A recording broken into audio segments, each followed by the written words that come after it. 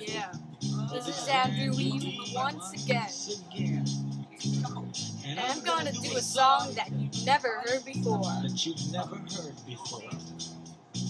Yo. And You know what? I know you know the song from way back. So if you all know the song, you know what? Better sing along. Ako'y nasa Malate, alas 7 ng gabi. Nakilala ko tuloy itong magandang babae na nakakabighani sa aking mga mata. At di ko lang alam ay manloloko lang pala. Maliwanag sa akin ng niloko niyan, niloko nun. Tulunod na siya.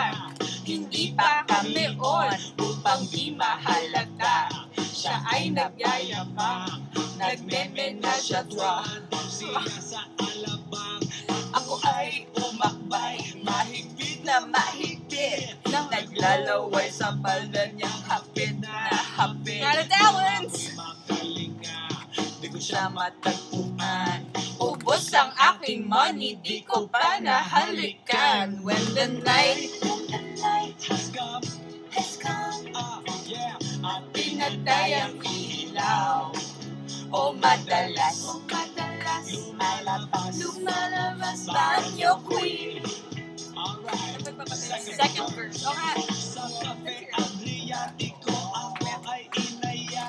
Inom daw kami at siya ang taya.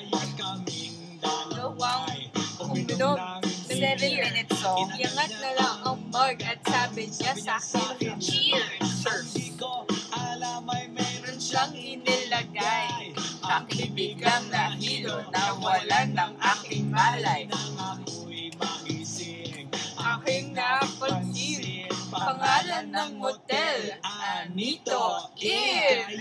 Ang sabi ko na ko, i-split na ako. Pag nabuko ng girlfriend ko, mahirap ito.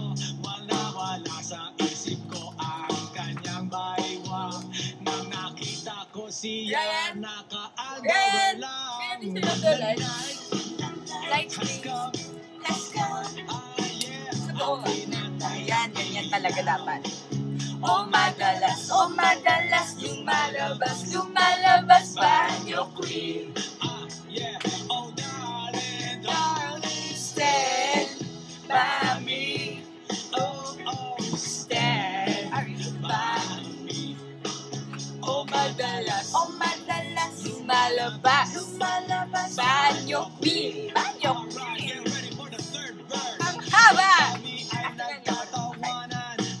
Nagkukwentuhan na doon sa sopa kami ay naglalambungan ang ginaw. Parang nasa robonggi. Pinatay niya ang ilaw din binuksan Ng VCD. Doon sa kanyang kama kami ay nahiga. Ako ay nagulat at ako'y ay nabigla. Nagigilhan namin ng Kilala po ulit. na ako. Tinutok ko, pinasok ko, and boy, walang daplis. Ang sabi niya sa akin, Eh, sabihin nun! Hindi maintindihan! Andrew. Sige ba? Lumuhod at dumapa. Nang matapos na kami, ang sabi niya, isa pa nga. When the night, Daddy!